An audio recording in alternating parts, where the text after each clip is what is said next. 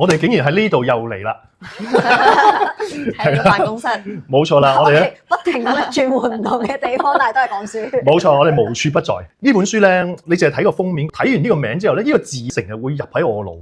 佢寫得好好，叫《孩子的不凡來自你的不厭其煩》。淨係呢句嘢咧，你知唔知我自從睇咗佢之後咧，哇！直頭每次我可能我對我仔啊，或者對咩，一有少少我想掹咧，呢句嘢會彈出嚟，好得意。咩叫不厭其煩啊？你就好，其實係啊，慢慢嚟啊，即係唔使急嘅，冇嘢嘅，好小事啫。咁我係好想推俾直頭全香港嘅老師同家長睇。即係總之同教育有關嘅人。係啦，咁就係點解咧？因為我覺得，哇！一睇完咧，我就覺得係個心咧好暖有溫暖。個作者你見到個名好搞笑，叫神老師、神媽咪咁樣啦。佢真係一個老師嚟嘅，佢叫岑雅琪啦。咁佢係做咗好多年教師，咁佢亦都接觸好多咧喺教學生裏邊咧係有啲叫做我哋叫 SEN 啊，即係 special need 嘅。冇錯啦。咁變咗佢就好明白嗰啲學生嘅需要。咁佢裏邊呢本書咧就係佢嘅教學生涯裏邊咧所有嘅小故事。好短，但係已經講到成個故事，帶出嗰個意思出嚟咧，就係哇！你睇到好溫暖嘅，就係發覺哇！如果香港啲老師或者任何父母係有呢種心態咧，我覺得啲小朋友就會幸福好多咯。我覺得佢好多時候咧，佢注重嗰樣嘢咧，唔係嗰個孩子嘅未來咯。佢同孩子相處或者佢寫嘅文字咧，都係好 focus 喺當刻嘅嘢。係啊，冇錯。嗰個小朋友佢可能喺度打交、嗌交咁樣，就即時處理嗰一刻當下啦。佢就好好利用當下嘅時刻咧嚟去教育個細路仔啦，就唔係用我哋大人嘅標準啦。你見佢咧第一個 chapter 嘅第一課啊，佢話把小事當大事處理。佢話每一件喺教室裏邊嘅小事都係大事。哇！呢個我覺得係擺喺個 chapter one 係非常之好。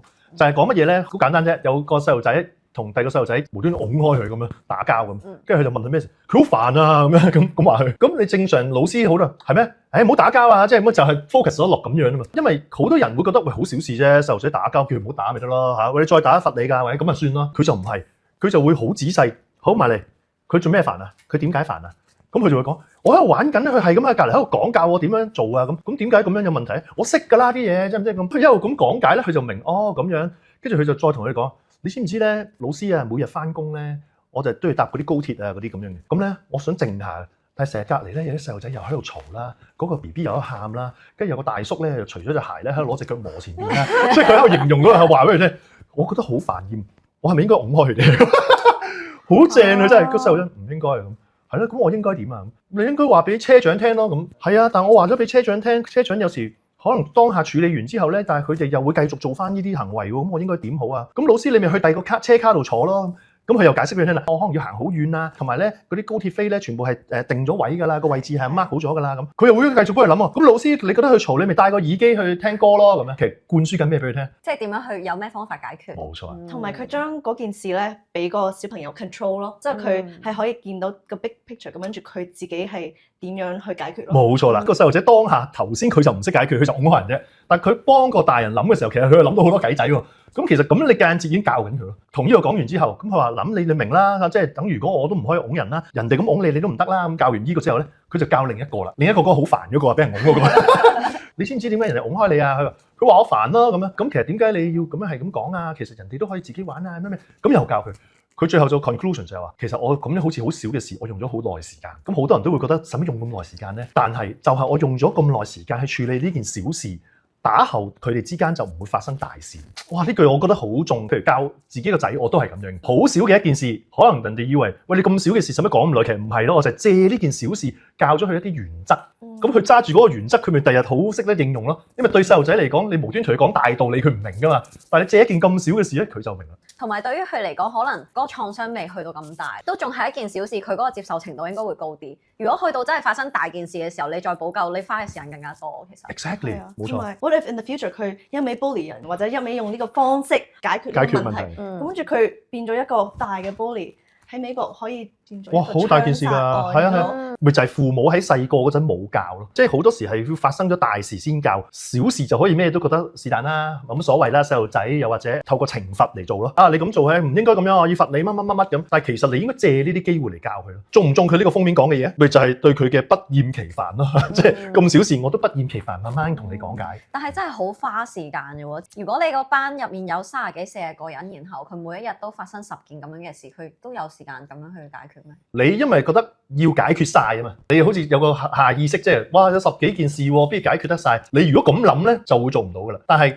我 as long as 解決到一個，我就一個，一個就一個。即係我覺得咁用呢個心態就可以啦。即係與其你擔心將來解決唔到嘅嘢，你不如 focus 好依家你解決到嘅嘢咯。同埋佢已經 set 個 tone 咧，係佢呢個老師係嚟幫你，其實唔係你 above 你嘅，佢係想了解啲學生，想做你個 friend，想真係幫你，唔係我係一個 authoritative figure 去管理。成叫人要同理心，但係你有冇發覺其實大人咧，好似對細路仔反而冇乜同理心嘅。好難，因為你會覺得你自己乜都識啊嘛，即係佢乜都唔識，我就係依家要教你咯。冇錯。你做嘅所有嘢都係錯嘅，你跟住我教你嘅嘢做就得啦。但係其實呢個係錯，因為如果我哋長大嘅時候，我哋係俾人教錯咧，我哋嘅原則係錯嘅，或者我哋嘅方式都係錯嘅咧，咁跟住我哋咪會傳落去其他嘅 generation 咯。所以其實我哋係要再諗我哋嘅方式同埋我哋嘅諗法係咪啱嘅咧？新一代佢哋嗰個接受能力啊 values 或者係唔同嘅。佢帶出咗咧，譬如好多學生咧成績唔好或者做唔到咧，通常都係嗰啲喺班入面喺度搞笑啊嗰啲人。你以為佢好唔 care 嗰啲啊係嘛？其實佢內心深處其實係 care，但係點解佢要 show 唔 care 咧？佢因為如果我 care 而做得唔好，我咪更渣咯，俾人覺得係咪啊？即係我 care 都做得唔好喎，咁佢而家做得唔好，佢唯有 show 唔 care，我唔 care 咪好似即係其實我冇所謂啦，即係咁你變咗你唔會咁樣衰咯，係嘛？佢就睇到細路仔裏邊其實佢冇一個係想學唔到嘅，係頭先你講過，我唔會想同我其他同學仔唔同嘅人哋個個都睇到。我就要睇本渣啲啊，唔得，我點都要睇埋佢咁啱佢肯表達出嚟啫，但係好多唔表達呢樣嘢出嚟㗎嘛，係咪先？所以喺教育嘅路上，你可以做到嘅，即係老師同家長都係喺佢哋嘅學習入面幫佢哋拎走啲阻礙咯，只係可以咁樣做咯，你係唔會可以幫到佢哋學習咯。佢最尾嗰句説話好好，佢話學不會的孩子心裏所承受的折磨和壓力，豈是從分數就可以看得出來的？沒有人想要學不會。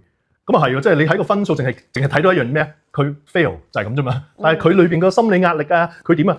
你冇睇，甚至從來都唔會想睇，唔會理佢。其實呢個老師佢有呢個心態咧，源於佢個女。記唔記得個封面故事啊？啲運動能力啊，喐動係唔得嘅。咁所以平時嗰啲咩體育堂嘅，你冇去份㗎啦。係啊，參加比賽更加冇去份。點解 inspire 到佢對而家啲學生都咁好咧？佢個女受過一個教練對佢非常之好。點對佢好咧？就係參加運動會比賽。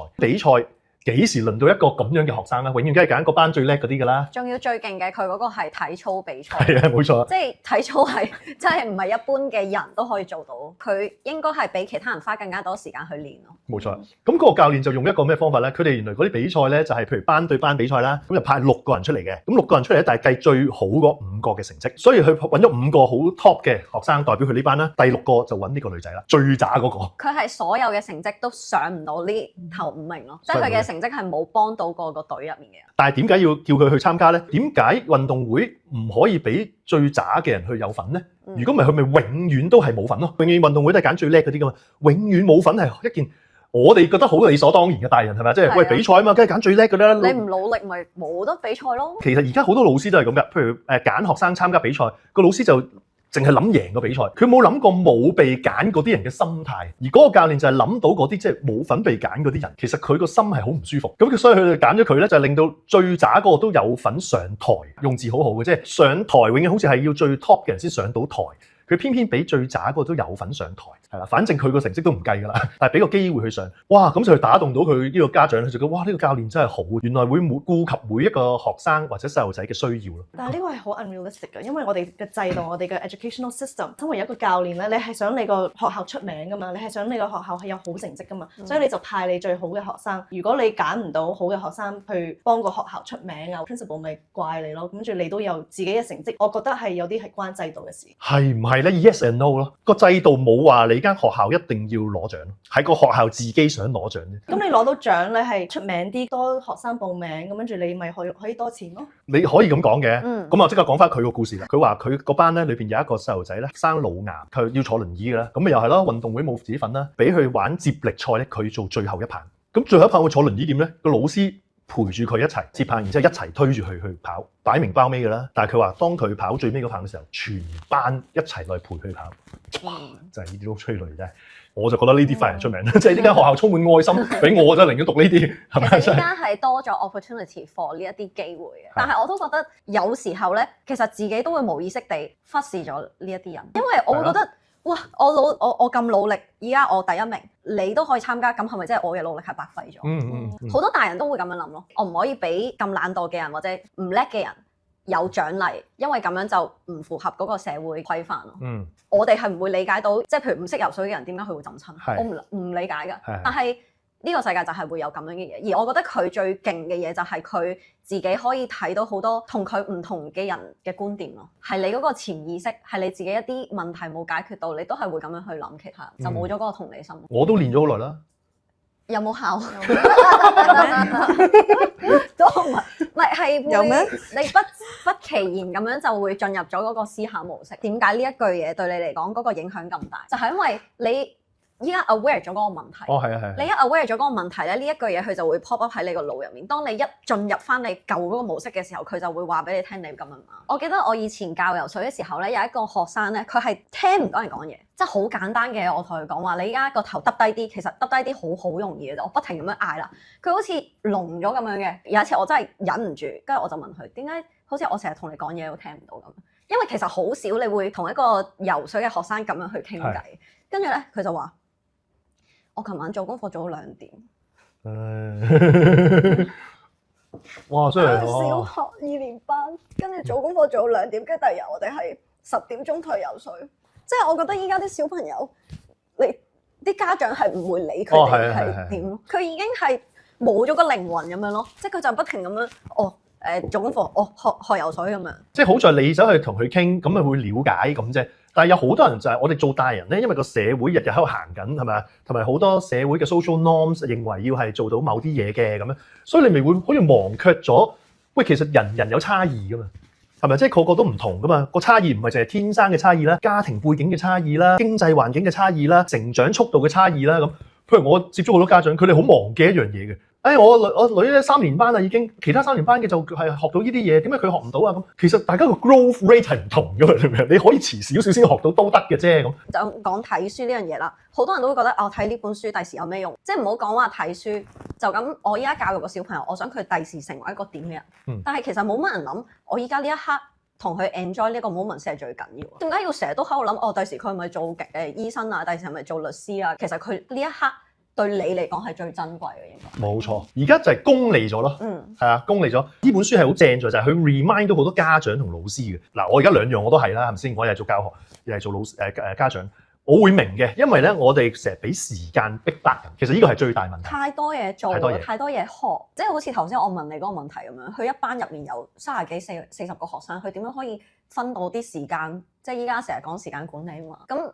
點樣可以？你要每一件事都做咁仔細，而你都可以 manage 到咁多人？可以 resonate 翻阿 Juliana 頭先講嗰樣嘢嘅。